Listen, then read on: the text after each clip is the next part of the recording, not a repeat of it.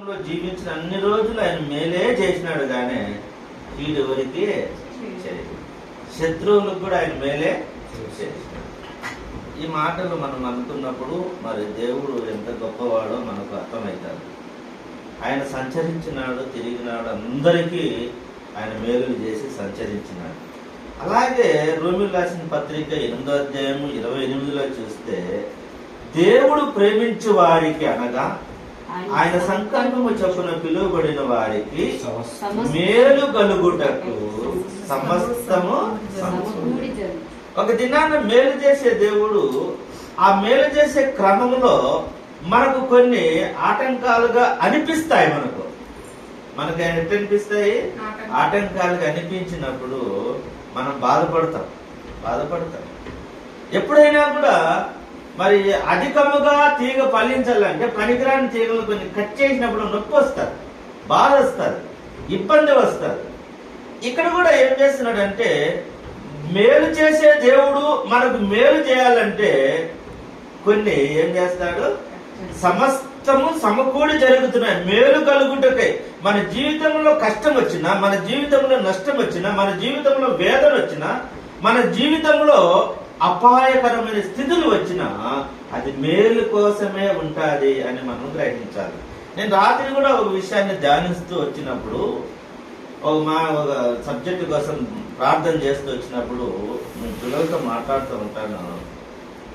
ఆ దావీదుని సిమి తిడతా ఉంటాడు, రాళ్ళు వేస్తా ఉంటాడు, దుమ్ము పోస్తా ఉంటాడు.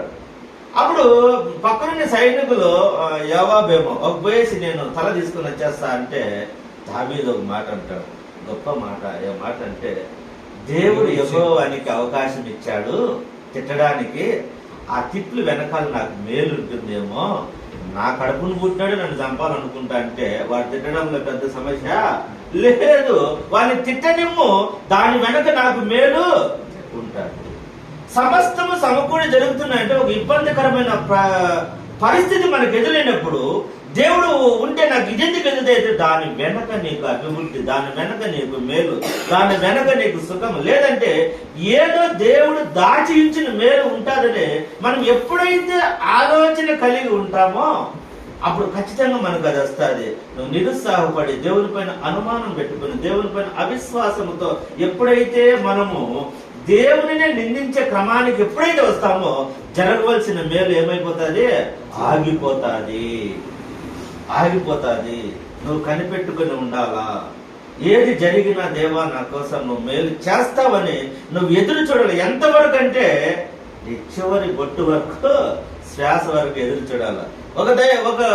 ఒకడు బంగారు గనులు తోగాలని వాని ఆస్తి అమ్మినాడంట, ఇల్లు కూడా తాకట్టు పెట్టి లోన్లు తెచ్చేసి మొత్తం చేసి కొన్ని 100 కోట్లు ఖర్చు పెట్టి తొగి ఎక్కడ తొగినాడంటే బంగారు తోగాలని అంతా అయిపోయేసి, మిషనరీలు అన్నీ అయిపోయేసి, ఇంకా నాకు ఓపిక లేదు అని చెప్పేసి ఆ జేసీబీలు అవన్నీ గుజరీకి వేసేసాడంట. పాత సామాన్లు అమ్మేసినాడంట. చిన్న ఇల్లుని కట్టుకొని బతుకున్నాం, అన్ని పోయినాయన, సమస్తం పోయిందని పోతే మళ్ళీ కొనుక్కున్నాడు.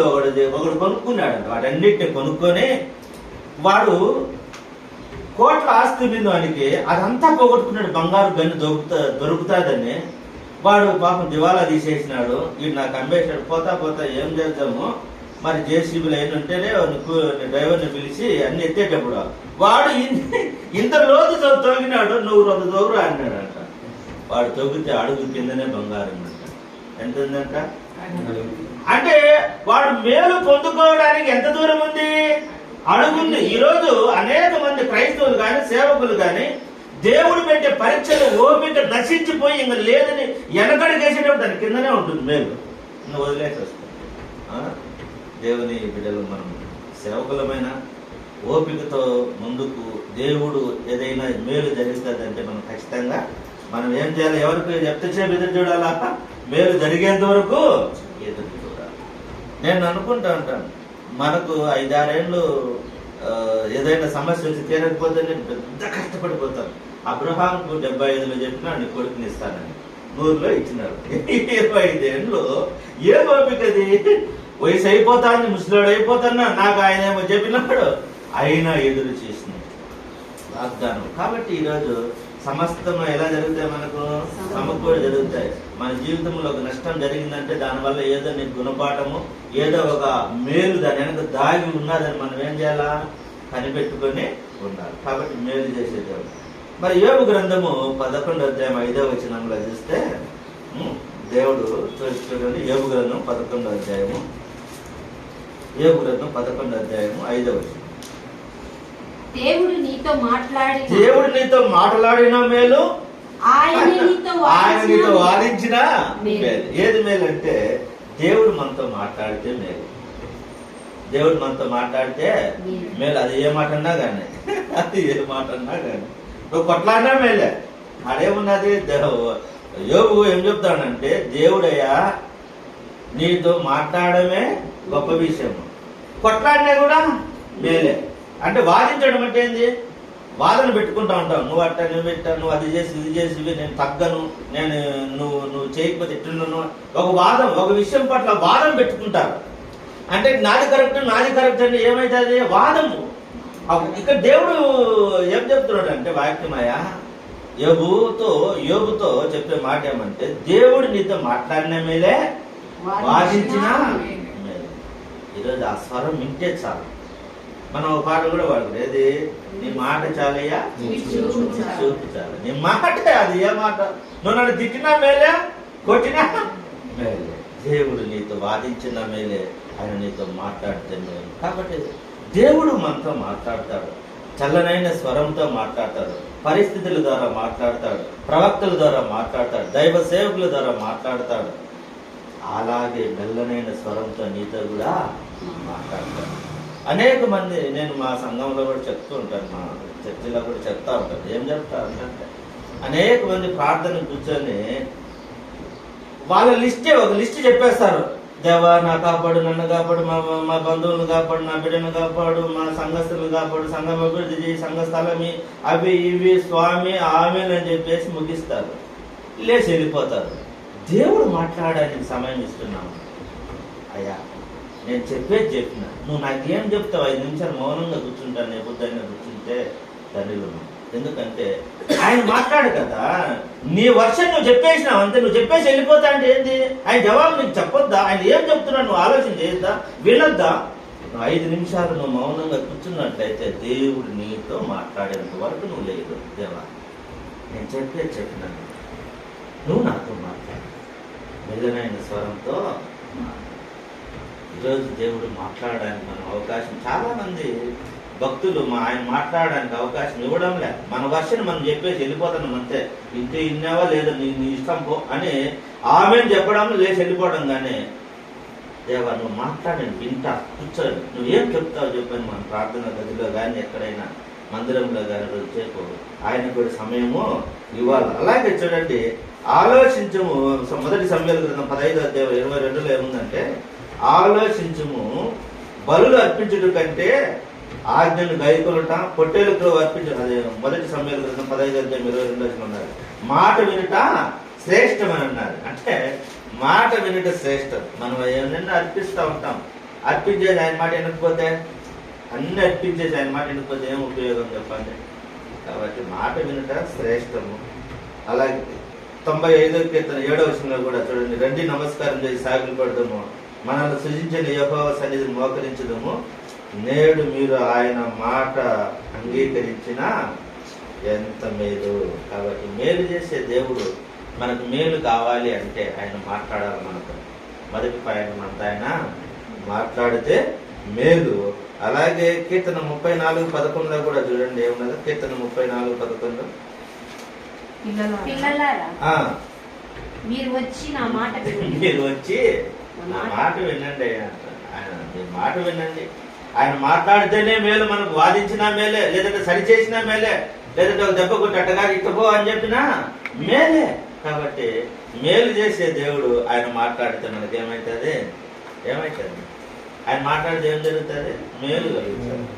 రెండోది నేను చెప్తాను చూడండి, కీర్తన 34:10. కీర్తన 34:10లో, సింహపు పిల్లలు లేమి గలవై ఆకలి గలను, యెహోవా ఆశ్రయించడానికి ఏ మేలు కొదువయ్యి. రెండోది దేవుని ఆశ్రయిస్తే మేలు. మొదటి దేవుడు మనతో మాట్లాడితే మనకు మేలు, రెండోది ఆశ్రయిస్తే మేలు. ఆయన మనల్ని మనం ఆయన్ని ఆశ్రయించాలి, ఆయన పాదాలు, ఆయన దగ్గరికి వెళ్ళాలి. ఆయన ఆశ్రయిస్తే మనకు మేలు అవుతుంది. ఒకవేళ సింహం పిల్లలేని ఆకలిగా ఉంటాయి, అల్లాడుతాయి సమయానికి తిండి దొరక, కానీ ఆయన ఆశ్రయించాలి. ఏం మేలు అనేది మళ్ళీ అక్కడ ఏం చెప్పినంటే ఫలాని మేలు అని చెప్పలా, మేలుకరమైంది ఏదైనా నీకు కలుగుతుంది అని. ఏ మేలు కొదువై ఉండదు. అంటే మేలు అంటే ఇప్పుడు మనకు అనేక రకాలుగా ఉంటాయి. నువ్వు ఆ మేలు చేసివి, ఈ మేలు చేసివి, ఇంకొక మేలు చేసి అట్లా మేలు ఒక స్పెసిఫిక్ గా మెన్షన్ చేయాల దేవుడు. ఒక మేలు అని మెన్షన్ చేయాల. ఏ మేలు అనేది ఏదైతే అదంతా నీకు కొదువా ఉండదు. వాటికన్నా ఆకలి అవుతుందేమో కానీ నువ్వు నన్ను ఆశ్రయిస్తే ఏ మేలు కొదువై ఉండదు. ఇది నాన్న దేవుణ్ణి ఆశ్రయించే వారిగా ఉండాలి. మరి ప్రతిదినము దేవుణ్ణి ఆశ్రయించాలి, ప్రతిదినము దేవుని సన్నిధిలో గడపాలి, ప్రతిదినము దేవునితో ఒడంబడిక చేసుకోవాలి. ఈ సమయానికి నేను ఈ పని చేస్తానని. నాకు ఈ లూథరన్ చర్చిలో ఉన్నప్పుడు నాకు పెద్దగా అవగాహన లేదు. ఏదో మెసేజ్ రెడీ అయిపోయి చెప్పడం వరకే కానీ అంత లేదు. ఎప్పుడైతే నేను బయటకు వచ్చానో బయట తిరిగేది మానేసిన. నాది ప్రోగ్రామ్ కష్టంగా ఉంటుంది. నేను అది ఒడంబడిక చేసుకున్నా. 4 గంటలకు లేయడం, సంఘస్థులందరి కోసం ప్రార్థన చేయడం, వాక్యం చెప్పడం, డైలీ మెసేజ్ చెప్పడం, గ్రూపులకు పంపించేయడం, తర్వాత 6 గంటలకు అటు వాకింగ్ పోవడం, మళ్ళా రావడం, 2 అధ్యాయాలు రాయడం, 2 అధ్యాయాలు చదవడము, మళ్ళీ సపరేట్ నోట్స్ పెట్టి రాయడం, మళ్ళా రేపటికి చెప్పేదానికి మళ్ళా రాయడం. ఇట్లతో తలమలుపులు అయిపోతుంది. మళ్ళీ ఇతర మెసేజ్లు ఏమైనా ఉంటే అవి రాస్తాం, మళ్ళీ సంఘం కోసం మెసేజ్ రాదు. వీటితోనే మునుగుతా ఉంటుంది. నేను బయట తిరిగేది లేదు. ఏదైనా అవసరం ఉంటేనే బయటికి పోతాను. ఇట్లా అయిపోయిన తర్వాత ఒక్కొక్కసారి ఏమైపోయిందంటే ఎందుకు నేను దేవునికి మాట ఇచ్చినాను, ఇది ఎన్ని చేయలేకపోతున్నానే అనిపిస్తుంది, బాధ అయిపోతుంది. అన్నకంటే పోయేటప్పుడు కూడా నోట్స్ ఎత్తుకొని పోతా. ఆడ కాలేజీ దగ్గర రికార్డు చేసి మెసేజ్ పెడతా ఉంటా. ఎక్కడ దొరికినా కూడా ఏ రోజు నేను మిస్ చేయాల. ఈ రోజుకి 820 రోజులు అయింది. 820 రోజుల్లో ఒక్కరోజు జ్వరం వచ్చి సెలైన్ బాటిల్ ఎక్కించుకునే రోజు కూడా నేను ఆపలా. ఆ రోజు కూడా మెసేజ్ చెప్పి గ్రూపుల్లో పెట్టిన. అంటే ఒక ఒడంబడిక చేసుకోవాలి దేవునితో. ఆయన ఆశ్రయించినప్పుడు నీ సన్నిధిలో నేను ఉన్నాను దేవా, ఈ పని ఈ టయానికి చేస్తానని మనం దేవునితో ఒక ఒడంబడిక చేసుకొని ఆయన్ని ఆశ్రయిస్తే ఖచ్చితంగా ఆయన మేలు చేస్తాడనే విషయాన్ని అనుభవపూర్వకంగా నేను కూడా గమనించాను. కాబట్టి ఈ దినాన దేవునితో మనము ఏం చేయాలంటే ఆయన ఆశ్రయించాలి, ఆయన సన్నిధిలో ఉండాలా. ఆయన సన్నిధిలో ఉన్నప్పుడు నువ్వు ఏం చేయాలో ఏం చేయకూడదో కూడా చెప్తాడు ఆయన. నువ్వు ఏం చేయాలో ఏం చేయకూడదు కూడా ఆయన చెప్తాడు. కీర్తన 84:11 వచనంలో మనం చూస్తే 84 కీర్తన 84:11 దేవుడైన యెహోవా శూరుడును కేడమునై ఉన్నాడు. యెహోవా కృపా ఘనతయు అనుగ్రహించును. యథార్థంగా ప్రవర్తించు వాడికి ఆయన ఏ మేలు చేయక మానడు. యథార్థత ఉండాల. ఆయన కృప ఘనత మనకు అనుగ్రహిస్తాడు. అయితే మనం ఏం చేయాలంటే యథార్థంగా ఉండాలి. దేవునికి యథార్థంగా ఉండాలా, సంఘానికి యథార్థంగా ఉండాలా, కుటుంబంలో యథార్థంగా ఉండాలా, ఇరుగు పొరుగు వారికి యథార్థంగా ఉండాలా, పనిచేసే స్థలాలలో కూడా మనం యథార్థంగా ఉండాలి. అంటే నేను కొన్ని దగ్గర యథార్థంగా ఉంటాను, కొన్ని దగ్గర యథార్థంగా ఉన్నది లేదు. దేవుడు యథార్థవంతులను ప్రేమిస్తాడు, యథార్థవంతులను చూస్తాడు. ఆయన చూసే దేవుడు నీ యథార్థతను చూస్తాడు. మరి హిజ్కియా ఏమంటాడు? మరణకరమైన రోగం వచ్చినప్పుడు ఆయన నువ్వు చనిపోతావయ్యా అన్నప్పుడు ఆయన గోడతట్టు చూసి ఆయన చెప్పిన మొట్టమొదటి మాట ఏమంటే, దేవా నీ ఎదుట నేను యథార్థంగా ఎలా ఉంటున్నా నీకు అది చేసుకో. నా యథార్థత నువ్వు తెలుసు కదా, నీకు నేను ఎలా ప్రవర్తించాను తెలుసు కదా నీకు. అంటే దేవుణ్ణి ఒక క్లెయిమ్ చేస్తున్నాడు. నేను ఇన్ని చేశాను కదా దేవా, నాది ఒకసారి గుర్తు చేసుకో. మనమైతే కూడా ఏం చెప్తామంటే ఎక్కడన్నా ఒక దగ్గరికి పోయినప్పుడు ఎవరన్నా సహాయం అడిగినప్పుడు నువ్వు నాకు సహాయం చేయి అన్నప్పుడు ఆయనకి ఏదైనా మనం చేస్తే, ఏం సార్ ఆ రోజు వచ్చి మీ ఇంటి దగ్గర పని అంతా చేసేదా సార్, అది గుర్తు చేసుకో అంటే ఆయన ఏమంటాడు, ఓహో నువ్వు అప్పుడు పని చేసినావు కదా, అయితే నీకు ఏదన్నా టిక్ కొడతావు, ఇవ్వాల్సింది ఇస్తావు అన్నట్టుగా ఈ హిజ్కియా కూడా నా యథార్థతను జ్ఞాపకం చేసుకో అనేది మనం జ్ఞాపకం చేసుకోవాలి. అలాగే ఆ ఏ మేలు చేయకుండా ఆయన మానడంట, మానుకోడు, చేస్తానే ఉంటాడు అనేది కూడా 24వ కీర్తన 11. గలతీ 6:9 కూడా చూడండి. గలతీలు మన తండ్రి అలాగే ఉన్నాడు, మనం ఎలాగున్నాడు ఒక మాట.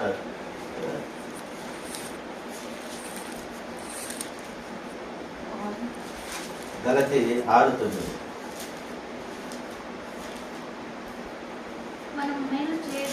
మనం మేలు చేయట ఎందు విసుగదు. మనం ఏం చేయాలి? మన తండ్రి మేలు చేయటం ఎందు ఆయన సంచరిస్తున్నాడు, మనం మేలు పొందుకుంటాము. ఆయన బిడ్డలమైన మనం కూడా ఏం చేయమంటున్నాడు అపోస్తలుడైన పౌలు గారు గలతీ సంఘం, మనం మేలు చేసేటందు విసుక్కోకూడదంట. మేలు చేస్తా అంటే ఏం చేయాలి? విసుక్కోకూడదంట. ఎన్నిసార్లు చేతులేరు మేలు అంటే ఎట్టయితే. ఒకరోజు నాకు ఒక పాస్టర్ గారు చెప్పినాడు, ఒకడు నాస్తికుడు పోయినాడంట. నాస్తికుడు ఒక సేవకుల దగ్గర పోయినాడంట. ఈడు ఎట్ట ఏం చేస్తాడు, ఈడు అందరిని మారుస్తూ ఉంటాడు, ఈయన్ని ఎట్ట ఈయనలో ఉన్న ఈడు యేసుక్రీస్తు గురించి చెప్తాడా అనుకొని పోయినాడంట. పోతే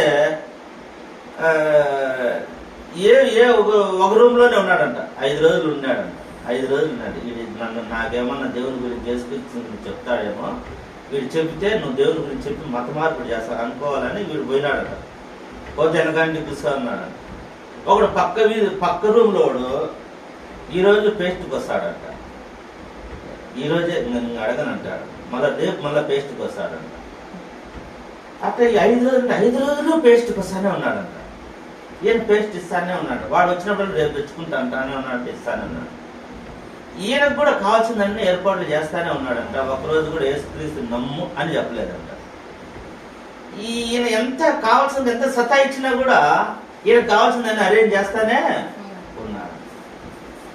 ఈ లాస్ట్కి 5 రోజుల తర్వాత నేను ఇక్కడే ఉంటే నేను మారిపోతా క్రైస్తవుడు లేచి వెళ్ళిపోయినాడు. అంటే ఏంది? విసుక్కు. వాడు పేస్ట్ రోజు వచ్చేది, పేస్ట్ అడిగేది రోజు, రేపు తెచ్చుకుంటే పేస్ట్ అంటే మళ్ళీ వేస్తాడంట. రోజు 5 రోజులు వేస్తాడంట. మళ్ళీ అడిగినాడంటే వాడు రోజు పేస్ట్కి వస్తాడు, ఇది అయిపోయేంత వరకు ఇస్తానే ఉంటాడు. పేస్ట్ అయిపోయేంత వరకు ఇస్తానే ఉంటాడు. అంటే ఏంది? విసుగులే. మేలు చేయడంలో విసుగు అనేది కనపరచకూడదు అని చెప్తా అన్నాడు. రెండవది 2 పాయింట్లు ఎన్నైనా టైం లేదు కాబట్టి 1వ పాయింట్ చెప్పి ముగిస్తా. కొన్నిసార్లు మేలు చేసి బాధలు కూడా మనం ఎదుర్కోవాల్సి వస్తుంది. అది చెప్పి ముగిస్తాను. చూడండి, పేతురు రాసిన మొదటి పత్రిక 2వ అధ్యాయం 20 వచనం. పేతురు రాసిన మొదటి పత్రిక. ఎందుకంటే ఇది అమ్మ చేసి పని చేసి సరిపోతుందని చెప్తా ఉన్నారు. పేతురు రాసిన మొదటి పత్రిక 2వ అధ్యాయం 20 వచనం చదవండి. తప్పిదమునకై దెబ్బలు తిన్నప్పుడు మీరు సహించిన ఎడల మీకేమి ఘనము, మేలు చేసి బాధపడినప్పుడు మీరు సహించిన అది దేవునికి హితమగును. అది దేవునికి ఎందుకు పిలువబడినారంటే మనం పిలిచిండే దేవుడు ఎందుకంటేనంట పాపము ఆయన చెప్పే మాట నాకు ఒకసారి బాధ వేస్తుంది, నవ్వు కూడా వస్తుంది. మొదటి పేతురు 2:20 మేలు చేసి బాధపడినప్పుడు ఆ మాట చెప్పి మేలు మీరు సహించడలా అది దేవునికి హితమగు. ఎందుకు మీరు భావన నేను అందరినీ తయారు చేస్తా, అందరినీ ప్రేమిస్తా, అందరినీ ప్రయోజకులు చేసినప్పుడు లేచి వెళ్ళిపోతూ ఉంటారంటే మేలు చేసి బాధపడడానికి పిలిచినాడని ఆయనే చెప్తాడు. నేను చెప్పడం నువ్వు మేలు చేయాలా, అక్క బాధపడాలా? మేలు చేయాలా? ఎందుకు దేవుడు పిలిచినాడంటే మనల్ని మనం మేలు చేసి బాధపడడానికి ఎందుకు పిలిచినాడంట. అది మీకు హితం అంట, అంటే దేవునికి ఇష్టం అంట. మనం అనుకుంటాం వానికి మేలు చేసేవాడు చూడు, మనకు ఆ ఉపకారం చేసి అపకారం చేసినాడు, యాడ నీతుండేది, యాడ దేవుడు ఉండేది కాదు. నిన్ను పిలిచింది అందుకంట. క్రైస్తవుని పిలిచింది ఇందుకోసమే పిలిచినాడు దేవుడు చెప్తున్నాడు. నువ్వు కొత్తగా నీకేం చెప్పనా, నువ్వు ఎన్ని మేలు చేస్తావో నువ్వు బాధపడితే దేవునికి ఇష్టము, హితము, అది సమ్మతము. ఆయనకు అది ఇష్టంగా దాన్ని తీసుకుంటున్నాడు. కాబట్టి ఇందుకోసం నిన్ను పిలిచాడు, నన్ను పిలిచాడు, మనందరిని పిలిచాడు. ఏ రోజైనా నేను చెప్తా ఉంటా, ఎంతమందిని 7 మందిని 6 మందిని 6 2 12 మంది వెళ్ళిపోతారు మేలు చేశానంటే దానికోసం నేను పిలిచిండేది. ఇంక దేనికోసం పిలిచినాడు? నువ్వు మేలు చేయాలని. నిన్నటి కూడా నేను రిక్కి కూడా చెప్పిన, ఆయన దగ్గరికి పోతే మీరిద్దరు పోయినా కూడా ఏం చేస్తాడు? మిమ్మల్ని తయారు చేస్తాడు. నేను తయారు చేసేదానికన్నా బాగా తయారు చేస్తాడు. ఆయన దాంట్లో వారు వెళ్ళిపోతారే ఉంటారే ఆ కాన్సెప్ట్ ఆయన దగ్గర ఉండదు. చేసేది చేస్తాడు, అది మీ ఇష్టం అని చెప్పి నా బిడ్డలు కూడా చెప్పిన. నువ్వు నా సంఘంలో ఉన్నా, నువ్వు ఇక్కడ ఉన్నా, నువ్వు పని ఉన్నప్పుడు మాత్రం ఆయన దగ్గరికి పోండి. నేను నేర్పించేది కొంతము, ఆయన నేర్పించేది కూడా కొంచెం నేర్పిస్తాడు మీకు. మీరు సేవకులు కావాలంటే, శిష్యర్గం చేయాలంటే నువ్వు నా దగ్గర ఉన్నా, నువ్వు ఎక్కడికి పోవాలా? పోవాలి. నీకు టైం సెన్స్ అన్నీ నేర్పిస్తాడు. ఆయన ఎంతో మంది నేర్పించి పోగొట్టుకోరున్నాడు, మరి మేలు చేస్తాడు. ఆయన దాంట్లో వీళ్ళకు అర్థం చెప్తే మళ్ళీ వెళ్ళిపోకుండా కొంచెం మిగిలిస్తాం అనేది లేకుండా, మరి అపోస్తలుడైన పౌలు నాకు లాభకరమైనది ఏది నేను దాచుకోలేదంటాడు. నాకు లాభకరమైనది ఏది నేను దాచుకోలా ఈరోజు. కాబట్టి దేవుడు మనకు మేలు చేసే దేవుడు. మొట్టమొదట ఆయన మాట్లాడితే మేలు, ఆయన ఆశ్రయిస్తే మేలు. ఒకవేళ మనం మేలు చేసి శ్రమ పొందడానికి, బాధపడడానికి దేవుడు పిలిచాడు అనుకున్నాం. ఒకవేళ మనం ఎవరికైనా మేలు చేసి వాళ్ళు మనం తిడతా ఉన్నా కూడా ఏం చేయాలి? మనము ఏం చేయాలి? ఎందుకు పోవాలంటే దానికోసమే మనల్ని పిలిచినాడు.